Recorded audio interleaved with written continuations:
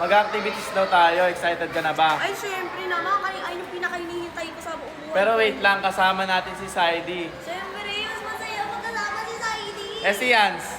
Wag na lang. Saidi. Mag-activities daw tayo. Kasama ka ba? Aba, syempre naman. Excited ka? Oo, excited na excited kasi alam mo yun. Pero kasama si Elaine. Go. Ba't kasama yun? Okay lang yan, sumama ka na.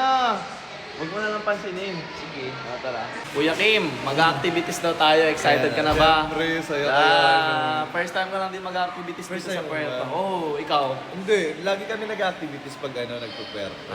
First time niyo po ba mag-activities dito? Hindi. No, palagi. Palagi. Yearly.